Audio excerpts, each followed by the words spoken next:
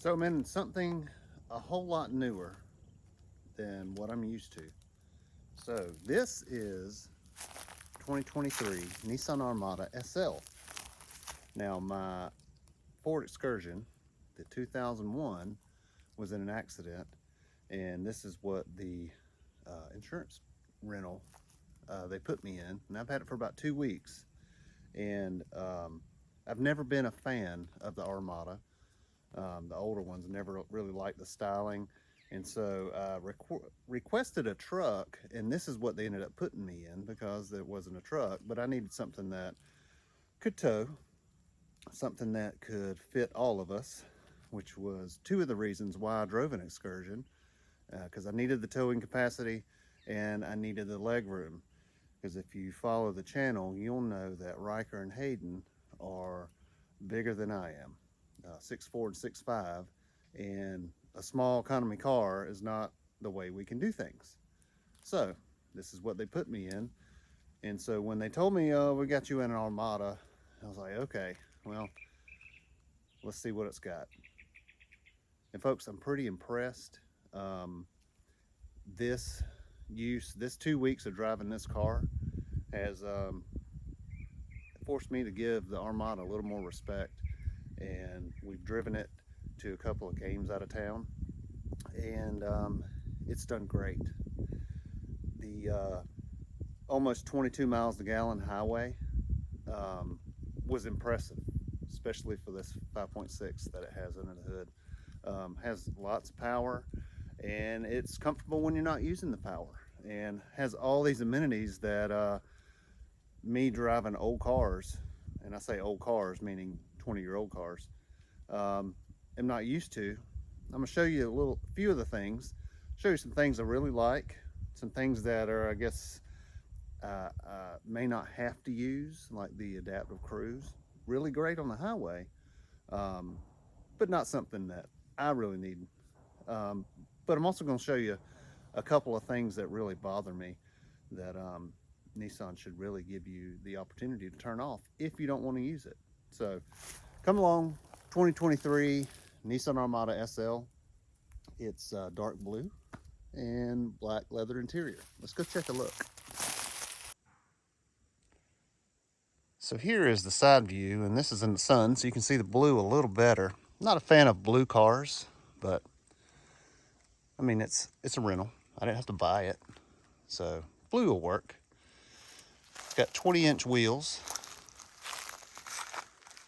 I like how the belt line is straight now, and also the top is straight.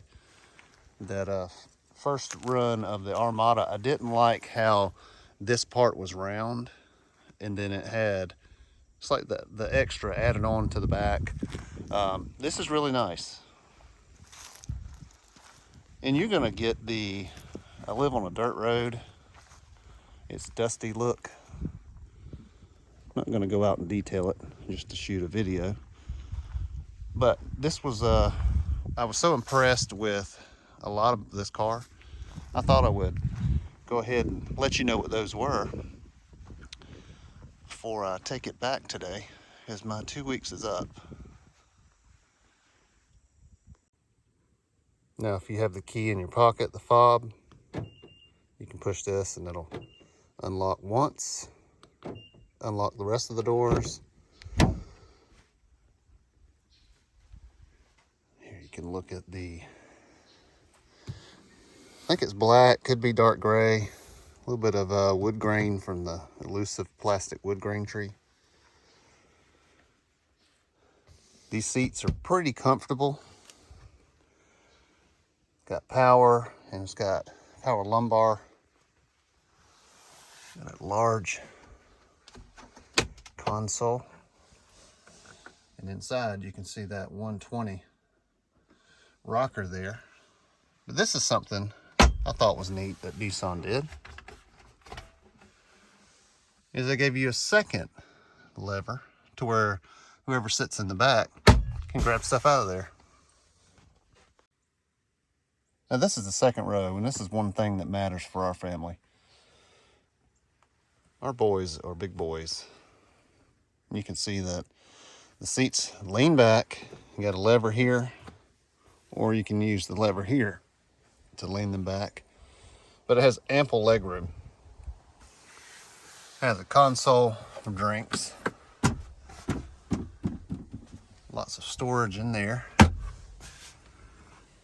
Down here, you have a 120 outlet, a USB-C, and a USB, and a power port. So you can charge everything you need to. And you have your AC controls here with temperature and mode and power. Now grabbing this handle, bring your seat forward, and then it rolls up. Then you have your third row. Now, I left this seat where it was for when Riker was sitting in it. And there is still some leg room for some people that aren't as tall as they are to sit. But mainly, we just kept these laid down because we need the space back here for football equipment. And you see, it comes down really easy. There's cup holders on both sides, and the vents are up top there on both sides. Now, right under here is where you press the button for the lift gate to come up. And right here you have your power lift gate down, and you also can unlock the doors from the back. And if you have to use your third row up, there is still some storage space back here.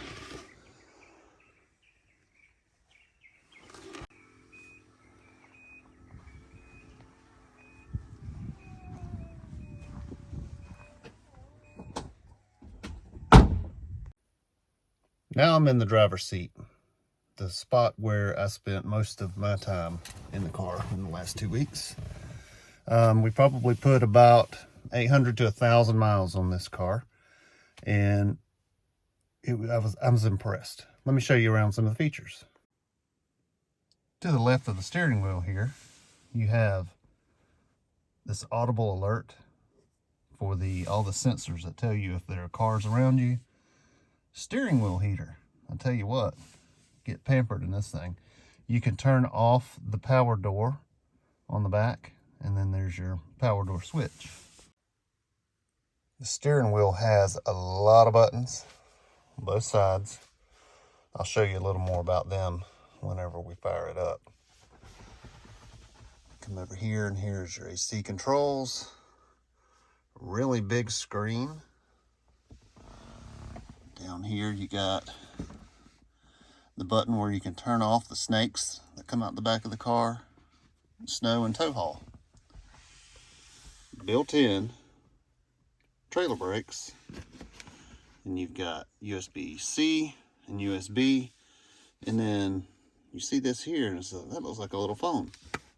Let's open that door, and you have wireless charging in here, and also another power port. So your power is covered in this vehicle. And you have this toggle right here that spins, goes around, and you can press. With the back button, you can change the cameras and the menu and little things that you do on the screen up here. Let's fire it up. Okay, got a power tilt on the steering wheel, in and out, up and down.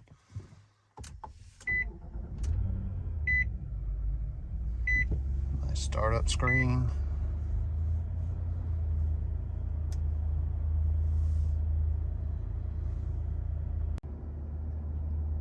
So I'm going to take you through the screens here.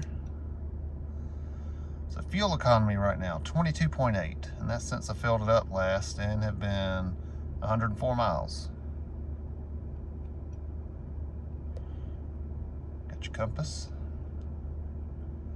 If you have a radio on, that would show up there. Auxiliary gauges. Cruise control.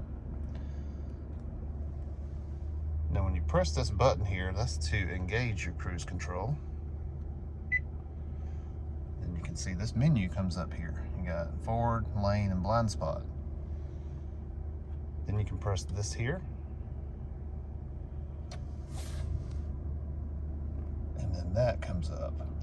Now that will tell you if you're veering out of your lanes, and if you do get onto the mayonnaise or mustard, it will vibrate the steering wheel, and in the settings you can turn it on to where it will actually adjust the steering wheel. Now I don't think it actually turns the steering, I think it activates the brakes on that side of the car. And then here's how you set your cruise, and then your adaptive cruise here. And we were kind of nervous about that, and we were headed to a game, and I said, hey boys, watch this adaptive cruise. I'm not real sure about it, but let's see what it does. And so the car ahead of me, we're coming up to a roundabout, and they were slowing down. Sure enough, the car started slowing down, and it slowed down to probably 5 miles an hour or so. And the distance I had set for it to stay away from that car, it actually followed them around the roundabout. And then when we left the roundabout, the lane split, and it took me back to what I was cruising at, which was, I think, 35, 40 miles an hour. Took me right back up to it. And then we were coming up to a red light, and the boys say, hey, I don't think it stops for red lights. And so while we were testing it, we were getting closer and closer, and they say, you go ahead to hit the brake, you don't have to hit the brake. So yeah, the car does a lot, but it doesn't stop for red lights. You got to actually do that. So now we're at the display here, and it does have Apple CarPlay, which is really nice.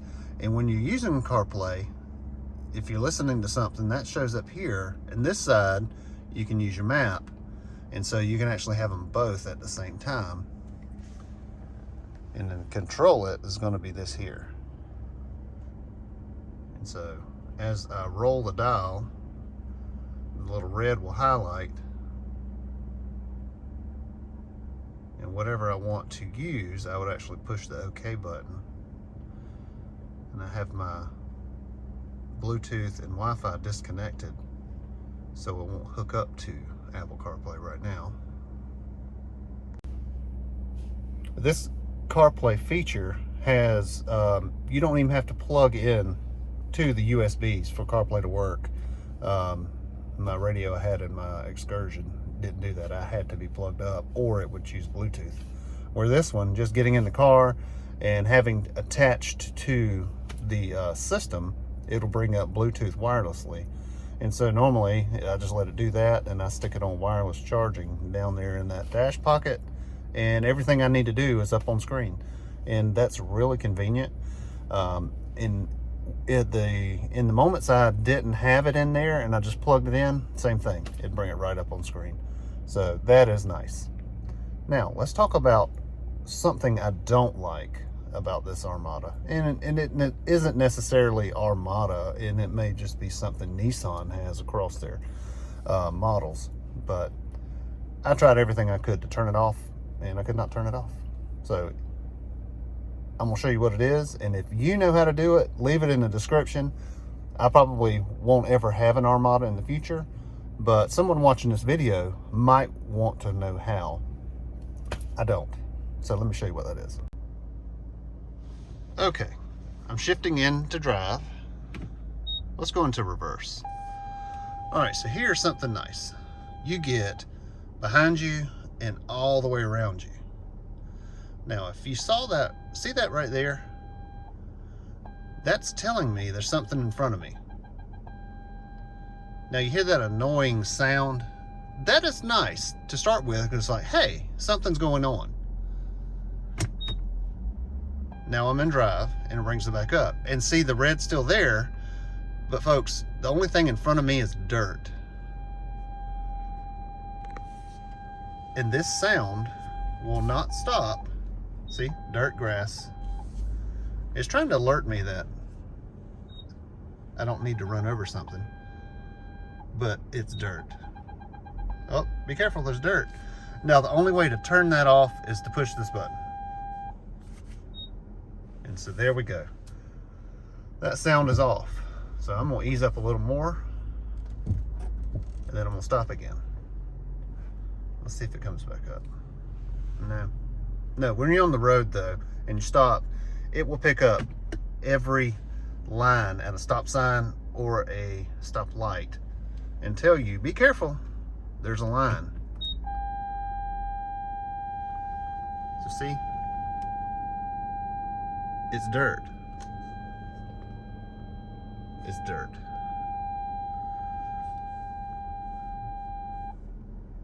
There, I got that turned off.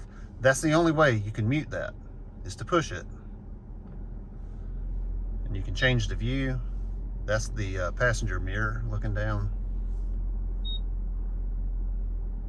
That's, see, I'm in reverse, so that's gonna be, is that behind me? Could be.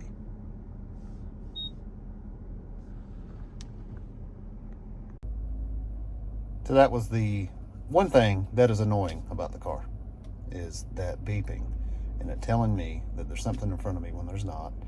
I don't know what exactly that feature is called, but going into this menu here,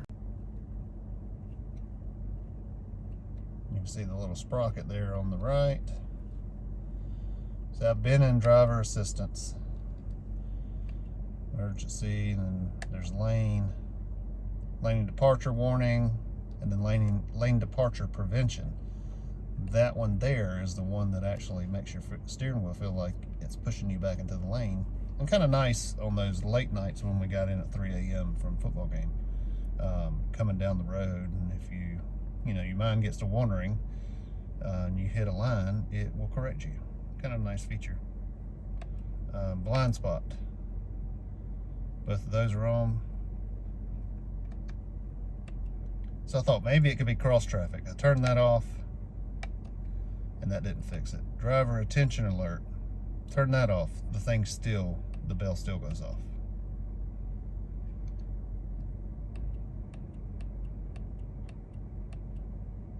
So there's not a real way here to fix that, nor is there on the center screen.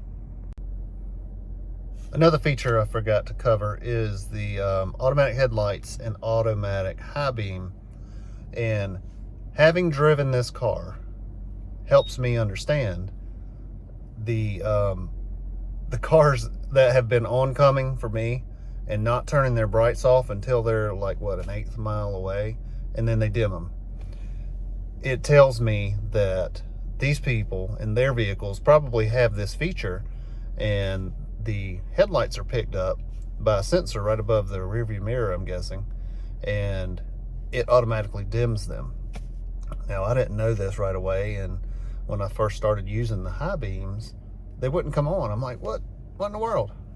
And then they would come on, and then they wouldn't. So that's when I looked a little more and I saw that automatic high beams. That's kind of cool. And these LED headlights are really bright, brighter than anything I've driven. And I just put bulbs in our cars and helps them. But I guess these that these manufacturers are using, really bright. You can see everything. You can almost see into tomorrow. Oh, hang on a minute, I gotta turn off that warning. Every time you come to a stop, it does that. So, do I like the Nissan Armada? The new one? I absolutely do. Sorry about that. That was my seatbelt warning. That will not go quiet until you put it on. You need to wear your seatbelt. So these, from what I've looked up, these cars run between 50 and 70,000 new. I can't really spend that on a car. I could have a yard full of beaters for $50,000. But if you have that money and you need to haul a family of 7 and tow something and be comfortable, and you were in the market and looking to spend that amount, would this be the car? Yeah. This 400 horsepower is tame when you're light on it and will get down when you push the pedal. The gas mileage, the fuel economy was amazing. Getting 22 with a big V8 on the highway. And yeah, it ought to get better gas mileage being a new car. But I was impressed. Coming off of a V10 that got at best 16 on the highway, drafting an 18-wheeler, 22 is welcome and appreciated when you can get about 500 miles on a tank of fuel, and I think this holds 26, I think is how much I put in it. Very impressed. 2023 Nissan Armada. This is the SL model with the leather and seat heaters and auto air. A lot of bells and whistles, more than I'm used to. Been impressed, been pleased with it. If I have to rent another family hauler, this might be the one. Until then, it's going back to Enterprise today, and I will say that I have enjoyed my experience. Thank you for watching. Hope this helps any of you out there that may be interested in this kind of car. I'm riding down a bumpy dirt road right now, and it's quiet. I can't hear anything coming in, and there shouldn't be anything coming in over the microphone as well. Appreciate you watching. We'll see you next time.